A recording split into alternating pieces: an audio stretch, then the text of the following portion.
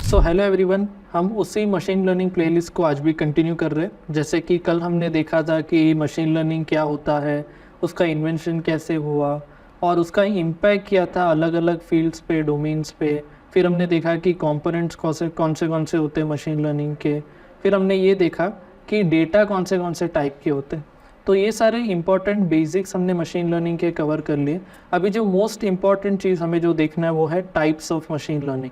अभी हमने जस्ट जो पिछले वीडियो को वाइंड अप ऐसा किया था जिसमें हमने डिस्कस किया था टाइप्स ऑफ डेटा के बारे में, और कंपोनेंट्स में हमने देखा था कि डेटा और मॉडल और एल्गोरिदम बहुत बड़ा इम्पॉर्टेंट पार्ट करता है अपने मॉडलिंग में, मशीन लर्निंग मॉडलिंग में। तो पहला जो टाइप ऑफ मशीन लर्निंग है वो है सुपरवाइज्ड लर्निंग। अभी जैसे हमने पहले वीडियो में डिस्कस किया था कि मशीन लर्निंग जो फील्ड है वो पूरा एआई के जो इन्वेंशन है या एआई का जो डिस्कवरी है उसके बाद आया है या उसके बाद इवॉल्व हुआ है मशीन लर्निंग डोमेन। तो अब जितने भी चीज़ें देखो, अभी आप एआई के डेफिनेशन के पास जाओ तो आप वो समझ सकते हो कि एआई जो डोमेन है वो इस बेस पे बना हुआ था कि जो ह्यूमन ब्रेन है, जो हमारे पास ह्यूमन ब्रेन होते हैं, उसके थिंकिंग, उसके रीजनिंग को मुझे मिमिक करना है या उसके जैसा कुछ बनाना है।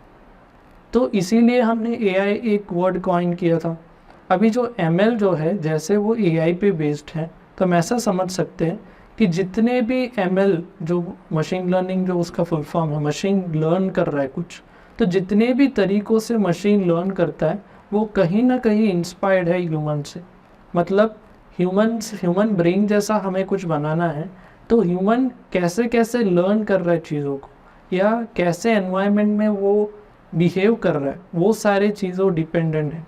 तो हम ऐसा समझ सकते हैं कि जो मशीन लर्निंग जो है, जितने भी इसके अंदर लर्निंग टाइप्स हो गए वो सब इंस्पायर्ड है फ्रॉम ह्यूमन ब्रेन। मतलब जितने भी तरीक़ों से ह्यूमन ब्रेन कुछ चीज़ों को सीखता है वही सेम तरीक़ों से मशीन लर्निंग भी सीखने का ट्राई करता है।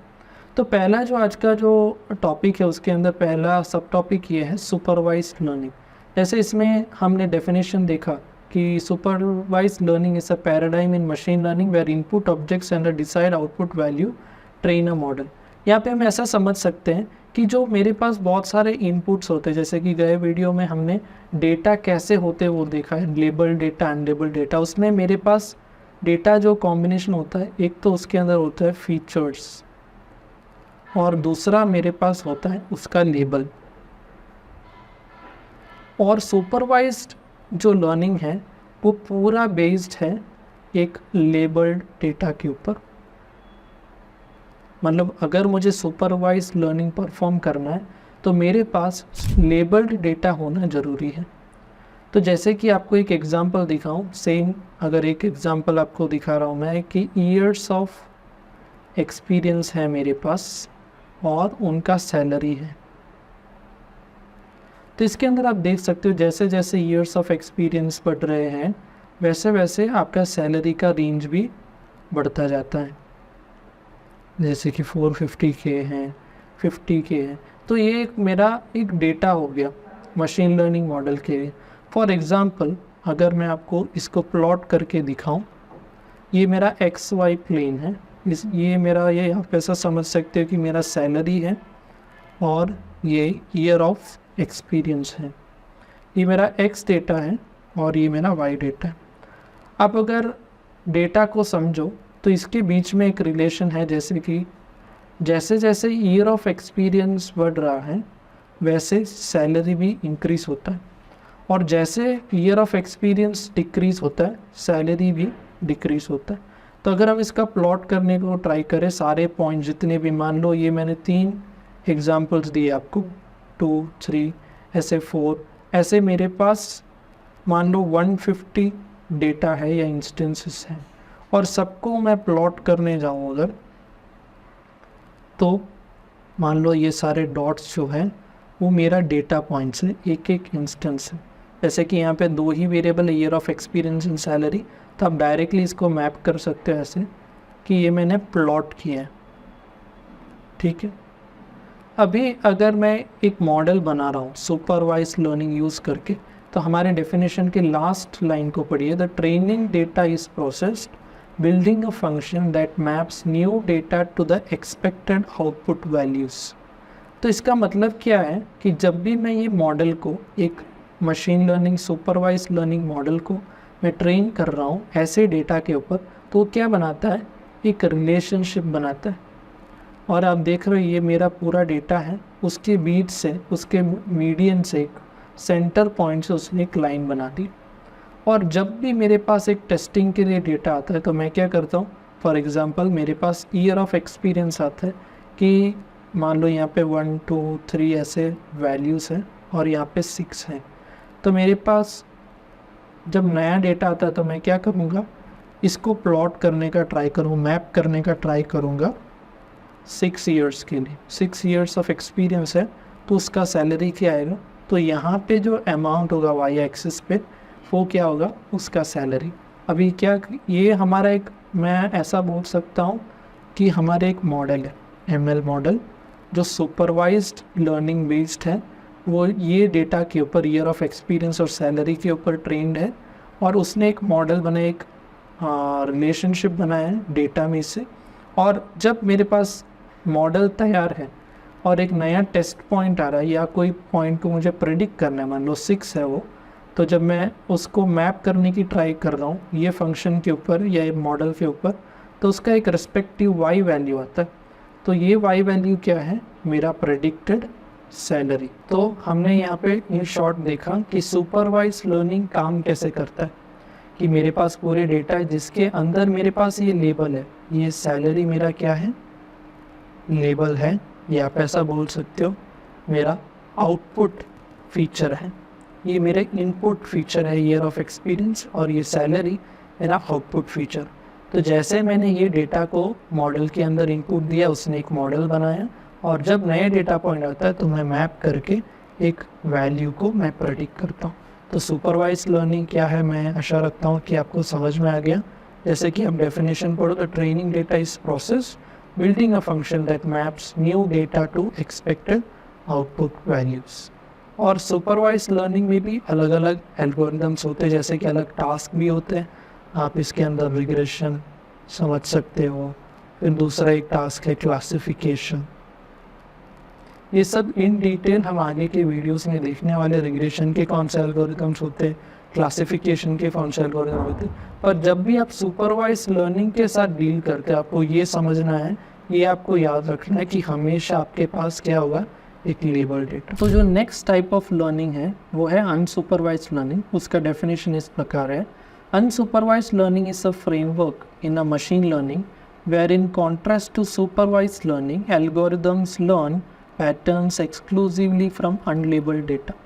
अभी इसमें स्पेशलिटी क्या है, जैसे कि सुपरवाइज लर्निंग में मेरे पास इनपुट फीचर भी था, एक आउटपुट फीचर भी था जिसको हम लेबल बोलते हैं, और वो लेबल्ड डेटा होता है।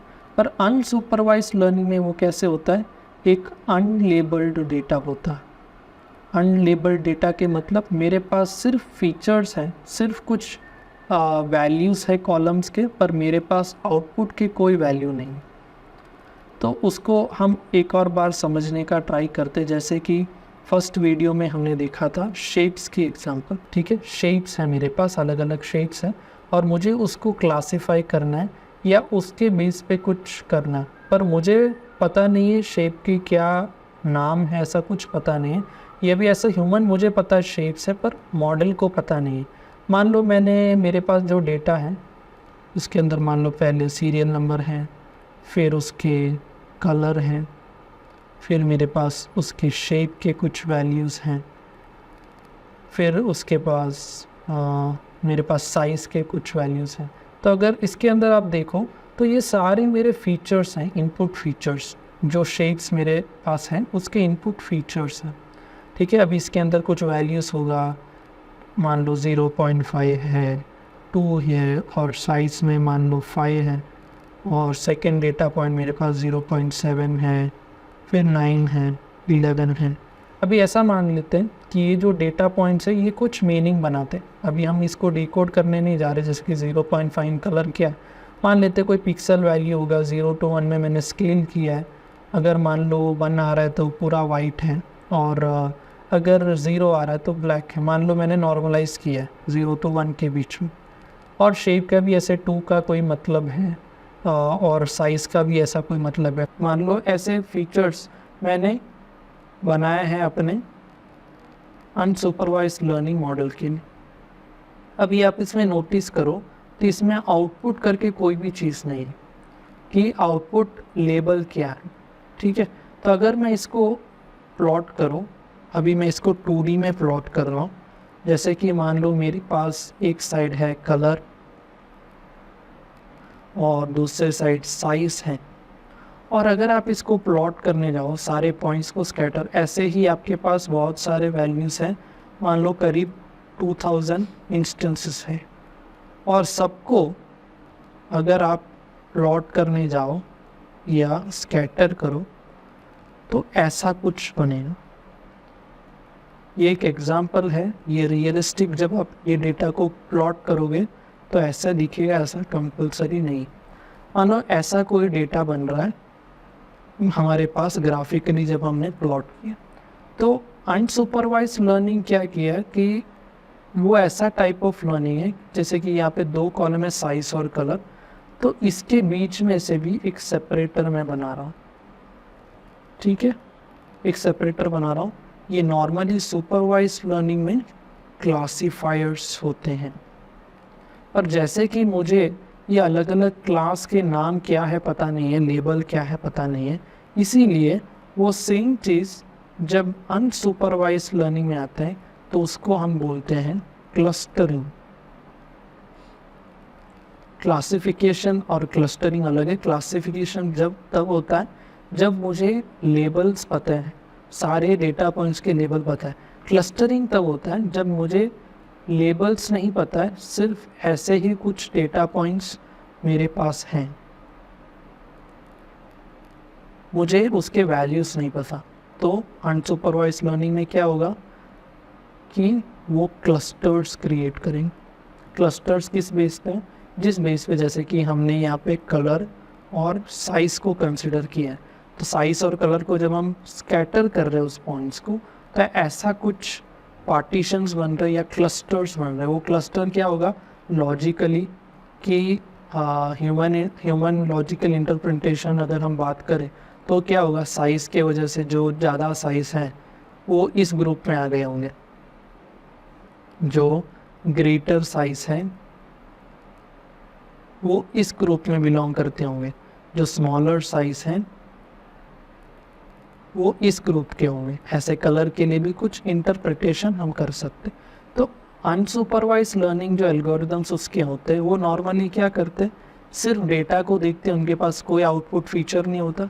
डेटा को देख के उसमें से जैसे डेफिनेशन में लिखा है एक्सक्लूसिवली कुछ पैटर्न्स उस डेटा में से निकालते हैं। उसके अलग अलग एल्गोरिदम्स होते हैं, उसके अंदर टास्क क्या क्या होते हैं। पहले तो एक तो क्लस्टरिंग होता है,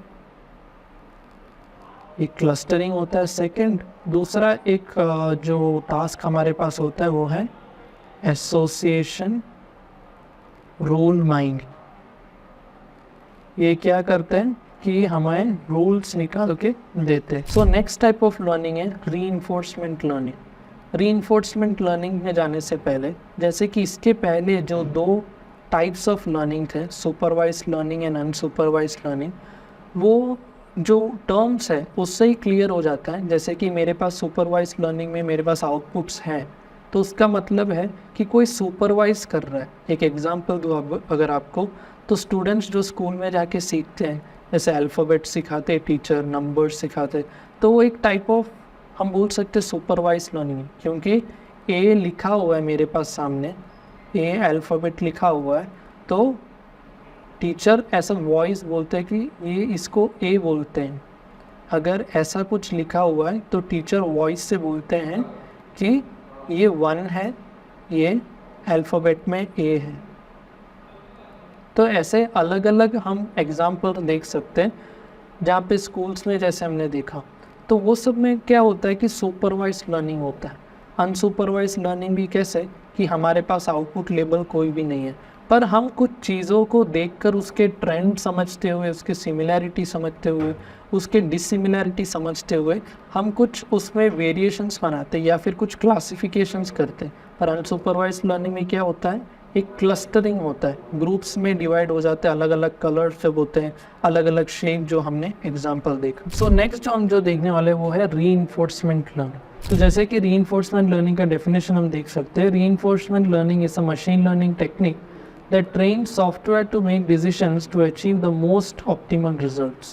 अभी जो नेक्स्ट लाइन है वो बहुत इंपॉर्टेंट है। It mimics the trial and error learning process that humans use to achieve their goals. जैसे कि मैंने आपको पहले बताया कि ये जो पूरे लर्निंग मेथड्स जो मशीन लर्निंग के अंदर है वो पूरे ह्यूमन ब्रेन जैसे लर्न करता है वैसे मिमिक है, क्योंकि एआई से आया है एमएल। और एआई का आइडिया ये है कि ह्यूमन ब्रेन जैसे रीजनिंग, लॉजिकल थिंकिंग, वो सब मिमिक करना। तो वैसे एमएल जैसे उस एआई सिस्टम को सपोर्ट कर रहा है, उसका एक तरीका है उसको अचीव करने का। तो मशीन लर्निंग के अंदर जितने भी लर्निंग टेक्निक्स हैं वो सब कैसे ह्यूमन से इंस्पायर्ड है। तो जैसे ह्यूमंस हम समझ सकते हैं कि कई बार उनको पता नहीं है कि कुछ जो एक्शन वो करने वाले हैं उसका आउटपुट क्या होता है, तो क्या करते हैं कि ट्राई कर लेते हैं, फिर उसका आउटपुट देखते हैं कि क्या आ रहा है। अगर आउटपुट वर्ड्स आ रहा है तो वो क्या करते हैं, उसको फिर रिपीट नहीं करते। और अगर अच्छा आ रहा है तो हर बार वो क्या करते हैं, उसको रिपीट करने का ट्राई करते हैं। तो रीइंफोर्समेंट लर्निंग भी कुछ ऐसा ही प्रकार है जिसको हम बोलते हैं कि एक ओपन एनवायरनमेंट जिसमें हमारा एक मॉडल है। तो क्या करता है कि मॉडल के पास कुछ बेसिक कैपेबिलिटीज़ होते हैं जो हमारे प्रॉब्लम डेफिनेशन से रिलेटेड हो, कुछ बेसिक कैपेबिलिटीज़ होते हैं। और वो मॉडल क्या करता है कि वो एनवायरनमेंट में उसके साथ बहुत सारे ऑप्शंस होते हैं, option A, B, C, D, ऐसे बहुत सारे ऑप्शंस। मान लो इसको हम फाइनाइट रखते हैं, अभी मान लो हम डी तक ही इसको कंसीडर कर रहे हैं, ए बी सी डी तक। तो क्या होगा कि 4 ऑप्शंस है मॉडल के पास, पर मॉडल को ये नहीं पता कि अगर ए मैंने सेलेक्ट किया तो क्या होगा, बी सेलेक्ट किया तो क्या होगा। तो जैसे ह्यूमंस करते वैसे क्या करेगा, मॉडल भी एक वे सेलेक्ट कर लेगा। ए को मान लो उसने सेलेक्ट कर दिया, उसने ट्राई किया तो उसको कुछ आउटपुट मिला। वो आउटपुट अभी कौन से फॉर्मेट में होता है, या तो वो एक रिवॉर्ड होता है, अगर हम रीइंफोर्समेंट लर्निंग के टर्म्स में बोले वो एक रिवॉर्ड होता है, या फिर वो एक पेनल्टी होता है। अभी रिवॉर्ड और पेनल्टी क्या होता है, फॉर एग्जांपल एक न्यूमेरिकल वैल्यू हम ले लें, उसने ए एक्शन किया तो मान लो +50 पॉइंट्स हो गए उनके उस मॉडल के। जब उसने ए ऑप्शन नहीं, उसने बी ऑप्शन किया तो मान लो -50 पॉइंट्स हो गया। तो ये क्या हो गया कि एक न्यूमेरिक सिस्टम को हमने एक मॉडल के साथ ज्वाइन कर लिया। अभी जैसे कि आप इसमें देख पाए होंगे कि जो +50 पॉइंट्स और -50 पॉइंट्स हैं ये एक रिवॉर्ड और पेनल्टी की तरह एक्ट कर रहे हैं। ऐसे बहुत सारे स्टेप्स हैं मॉडल के पास, ए बी सी डी, इसमें से कोई भी चूज़ करेगा तो उसके पॉइंट्स प्लस या माइनस होते रहेंगे। ये बहुत लेमन टर्म में मैं समझा रहा हूँ, पर मैथमेटिकल टर्म्स में इसका क्या मतलब होता है, कौन से मॉडल्स होते हैं, वो सब हम आगे के वीडियोस में देखेंगे। पर नॉर्मली पूरा बेसिस है रिवॉर्ड और पेनल्टी के बेस पे। तो जैसे कि हमने सेकेंड लाइन देखा डेफिनेशन में, ट्रायल एंड एरर। तो पहले बार जब मॉडल है एनवायरनमेंट में, पहला स्टेप जो ले रहा होगा वो सारे गलत स्टेप्स हो सकते हैं। वो हो सकते हैं कि जो स्टेप्स ले रहा है उसमें हमेशा उसको पेनल्टी ही मिल रहा है, पर जैसे जैसे वो आगे बढ़ते जाएगा, ट्रायल एंड एरर करेगा, इवॉल्व होगा, तब क्या होगा कि वो मॉडल कैपेबल हो जाएगा कि वो हमेशा राइट एक्शंस ही परफॉर्म करे। तो हमारा पूरा रीइंफोर्समेंट लर्निंग का एक जो मॉडल है वो ऐसे ट्रेन होता है, उसको एक एनवायरनमेंट में प्लेस किया जाता है विद बेसिक कैपेबिलिटीज़। वो अलग अलग चीज़ें ट्राई करता है और उसके आउटपुट को एनालाइज करता है। अगर उसको रिवॉर्ड मिल रहा है हमेशा, तो उस एक्शन को फिर से रिपीट करने का ट्राई करेगा। तो ये हमने 3 टाइप्स ऑफ लर्निंग देखी आज, टाइप्स ऑफ मशीन लर्निंग में, सुपरवाइज्ड लर्निंग, अनसुपरवाइज्ड लर्निंग और रीइंफोर्समेंट लर्निंग। आगे के वीडियोस में ये सुपरवाइज्ड लर्निंग में भी इसके क्या क्या अलग अलग एल्गोरिथम्स होते हैं, अनसुपरवाइज्ड लर्निंग के, रीइंफोर्समेंट लर्निंग के, ये सब आगे के वीडियोस में हम देखेंगे। अभी जो दूसरा जो टॉपिक है आज के वीडियो का वो है मशीन लर्निंग लाइफ साइकिल। जैसे कि एक मॉडल मुझे बनाना है, तो उसके क्या साइकिल रहता है या उसके क्या स्टेप्स रहता है, वो हम आज की वीडियो के कवर करने वाले हैं। तो पहला स्टेप है डेटा गैदरिंग, जैसे लिखा हुआ है आप देख सकते हो, डेटा गैदरिंग।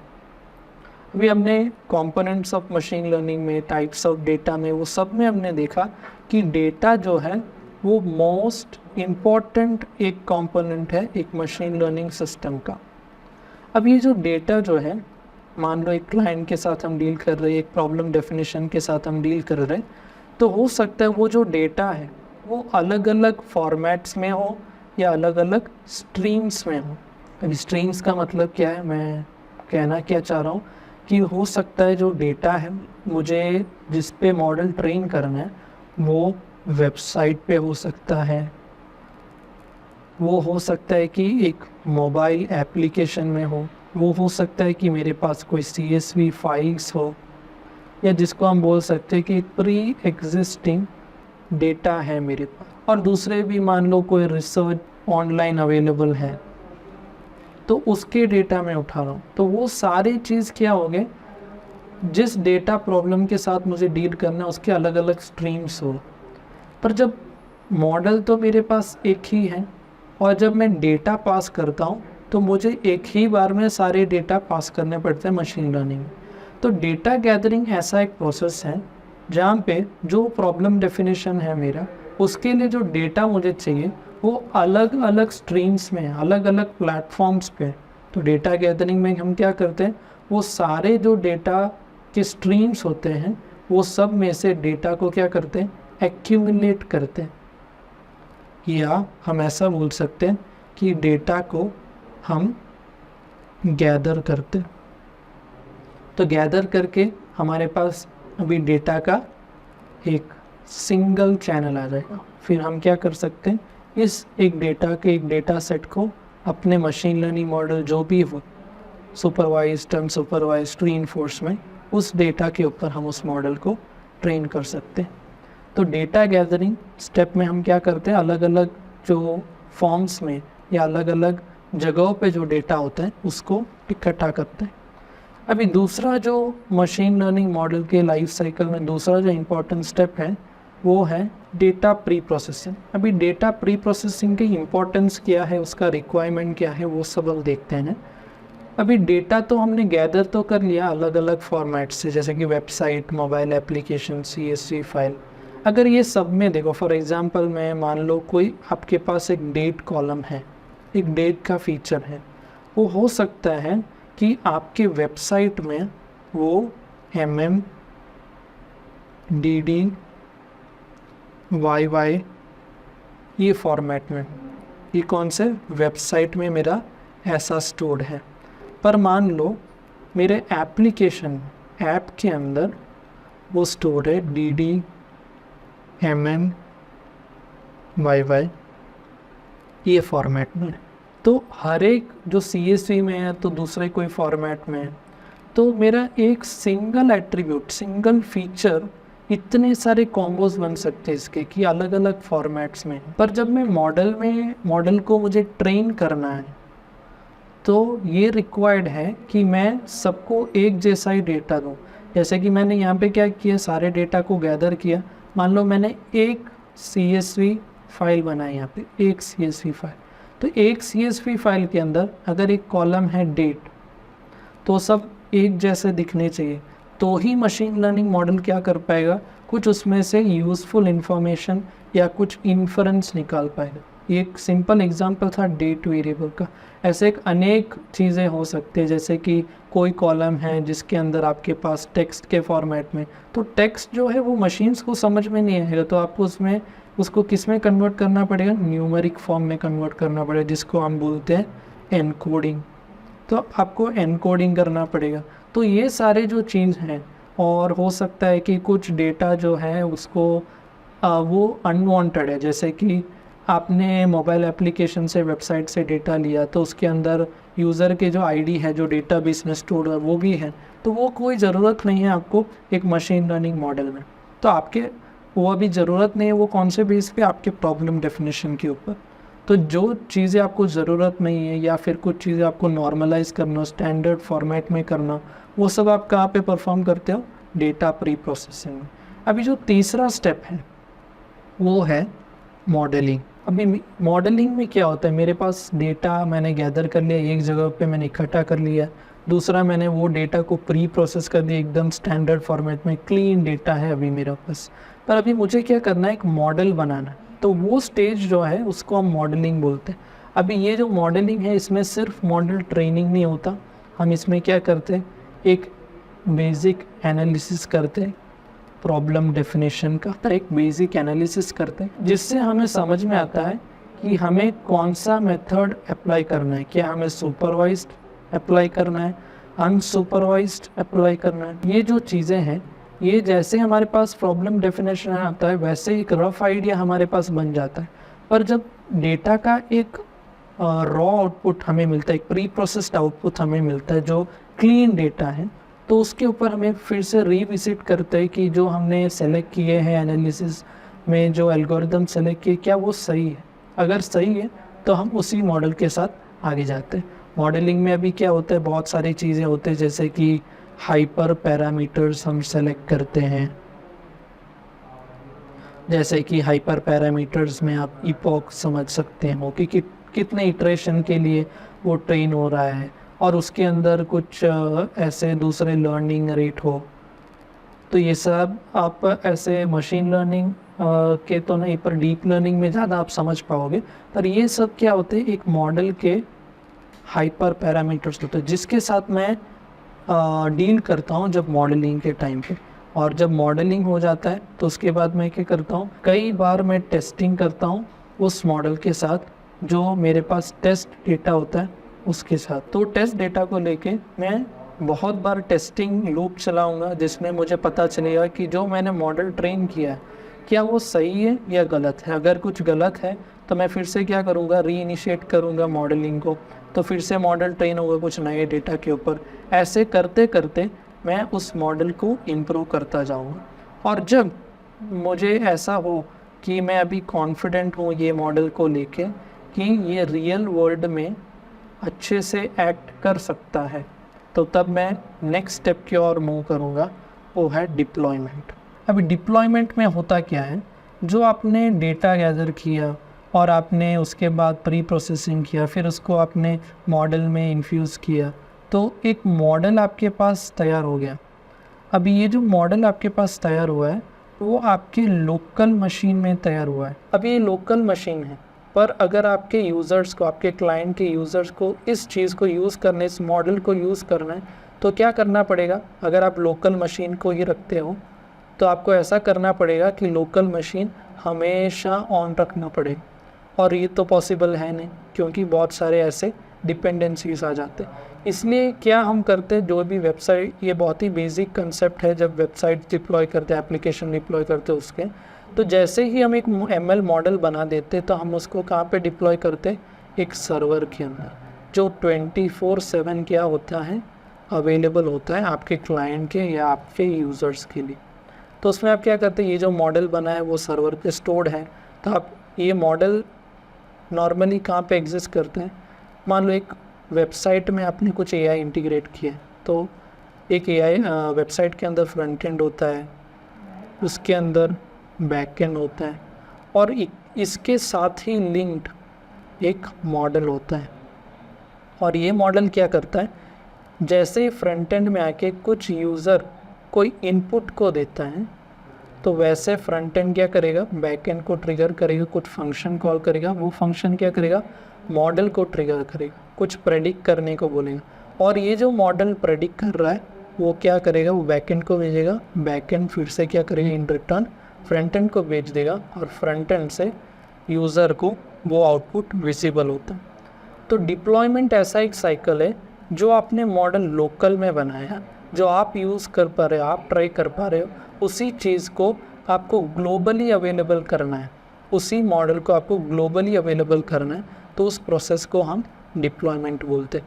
पर आपने अगर एक बार सर्वर में उसको पुश कर दिया, उसका मतलब ये नहीं कि वो फाइनल हो गया, उसमें भी आप कंटिन्यूस इंटीग्रेशन करोगे, डिप्लॉयमेंट करोगे, डेवलपमेंट करोगे और उसके भी आप अपडेट करोगे मॉडल। तो ये सब जिसको हम CI/CD पाइपलाइंस वगैरह बोलते हैं, और आजकल जो एकदम ट्रेंडिंग जो एक टर्म है MLOps, आजकल कंपनीज में भी इसके बहुत रिक्वायरमेंट है। तो ये सब MLOps वो सब क्या करते हैं कि आप जो मॉडल डिप्लॉय कर देते हो उसको हमेशा मेंटेन करते हैं। जैसे कि MLOps दो कंप्यूटर इंजीनियरिंग और डेवऑप्स, जो कंप्यूटर के जो कोडिंग फील्ड है, और उसके डेवऑप्स, ये दोनों का एक मिक्सचर है। तो जो भी आपका ML मॉडल बनता है उसको मेंटेन करने का काम कौन करता है? डिप्लॉयमेंट वाले या MLOps वाले। तो हमने आज के वीडियो में बहुत ही इंपॉर्टेंट चीज़ें देखे। पहले हमने देखा कि टाइप्स ऑफ लर्निंग कौन से हो सकते हैं, सुपरवाइज्ड लर्निंग, अनसुपरवाइज्ड लर्निंग और रीइंफोर्समेंट लर्निंग। फिर हमने देखा कि मशीन लर्निंग लाइफ साइकिल कैसे होता है। तो मशीन लर्निंग लाइफ साइकिल के अंदर पहला प्रोसेस होता है data gathering, data pre processing, modelling और डिप्लॉयमेंट।